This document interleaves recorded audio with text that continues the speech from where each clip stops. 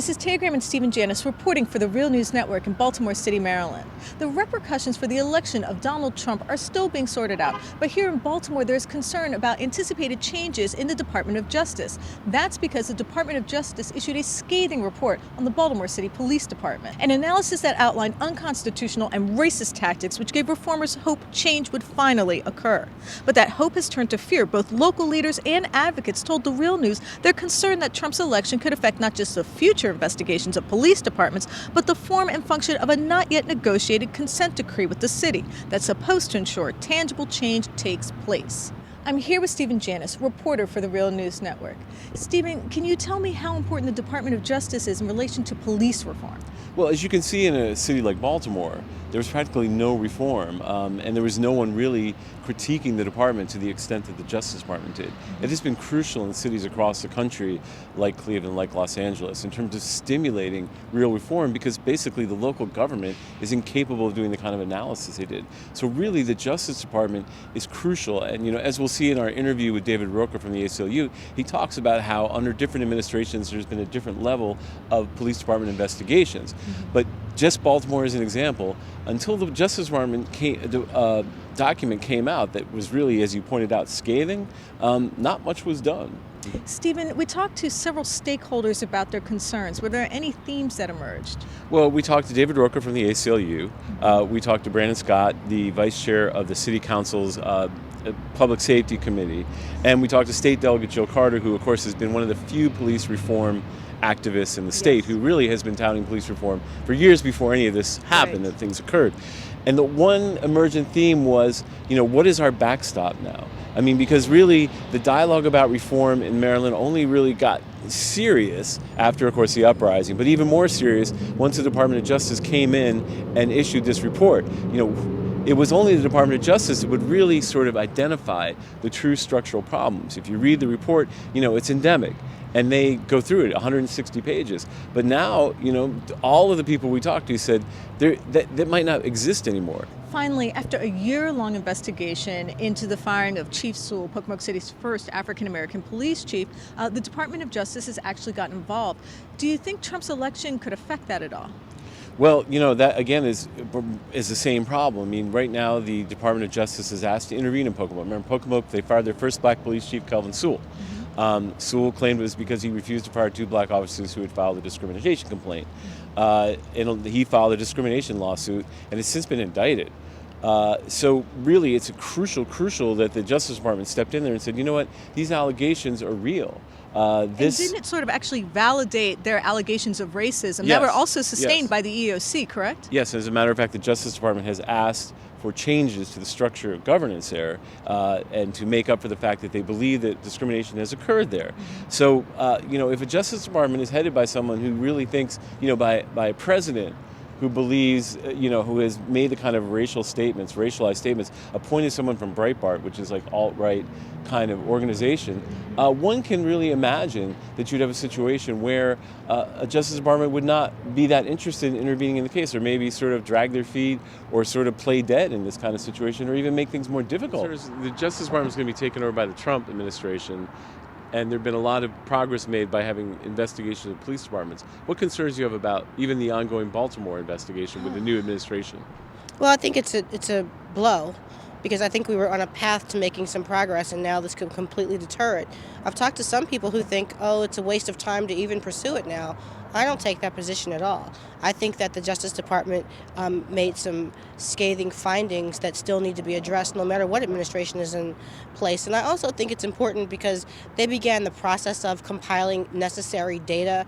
So even if the Justice Department decides not to file a lawsuit, that would not preclude other people from doing it. And there have been successful lawsuits that many people know, including the Hobson lawsuit, when there was in fact a Republican in the White House. So I don't throw my hands up in the air and say no, because right is right, and we have to still push toward that. Do you have any plans for any sort of reform legislation in the upcoming session that you want to discuss now, or if you don't want to, but just anything? I don't have any plans for any kind of reform legislation. I mean, a lot of other legislators are now finally giving service to the idea of bail reform, and that's an issue that me and some others have been pushing for a long time, and now maybe there's some traction for it now that the Attorney General and Judge Morrissey have weighed in, saying that this is an issue that needs to be addressed, that money bail could feasibly be unconstitutional for indigent and poor defendants. I think that will get some traction, and I hope it will. So I will just be willing to support any legislation like that. I mean, they need to go further. Like they're still unnecessarily arresting people, whether they're held on bail or not, for very small and minor offenses, or offenses that really, or cases that really don't warrant it. There's still people being arrested for cases where there's lack of probable cause. So you're still seeing almost a zero tolerance style? I wouldn't go that far. Okay. No, I think that what I see, there's from what I hear, also from talking to other attorneys that are always working inside central booking, they say that most of the arrests are based on a warrant. So police are going out and looking for people for old warrants and then maybe finding some additional charges to throw in, but very few fresh new arrests, observing new crime taking place and making fresh arrests.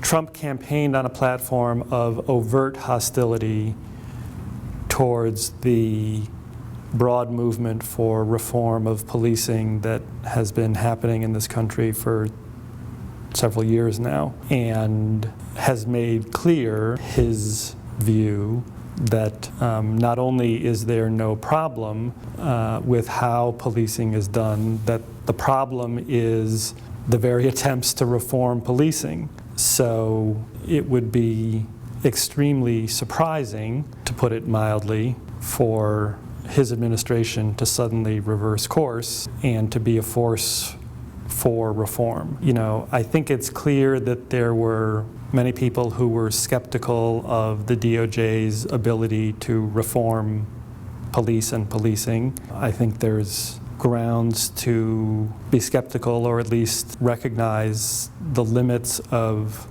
what one can expect from the DOJ. The DOJ's investigation of Baltimore, the DOJ's investigation in Ferguson, the DOJ's investigation of Sheriff Arpaio, to just pick some prominent examples, have been important in their own right and have clearly not been hindrances to the movement for police reform, and in important ways have reinforced, bolstered, validated all of the movement in all of those cities. And it would be nice to perhaps live in a world where that kind of validation wasn't necessary. It's hard to say that the validation hurts. One primary way in which the federal government influences local police behavior is through funding. And so they can attach whatever conditions they want to funding. And since local governments always love getting money from the feds, they have a significant ability to at least influence policy in that way. And so many of the bad things that came from the feds were funding related. During the Bush administration, I think there were 3 consent decrees involving police in the 8 years.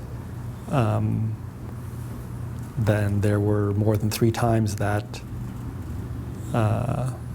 in the Obama administration. So, Councilman, you know, there's going to be a complete changeover of the Justice Department. How do you think it's going to affect the consent decree with the city, between the city and the police department? Well, hopefully the consent decree is made before the new president takes office, and my hope is that folks will be able to transition that information over to make sure that we're still going down the path that we need to, and the path that we don't need any drastic change. I mean, Trump has said he wants to be a law and order president, stop and frisk. Will we fight that on a local level? Yeah, I mean, he can say what he wants, but at the local level, we will have to fight that. We know that stop and frisk doesn't work in Baltimore. We've been sued for it. So this is not New York. So no matter what Mr. President-elect Trump or Mr. Giuliani, if he puts him into some cabinet and says, we know that many cities are going to fight that because it simply doesn't work and it violates people's rights.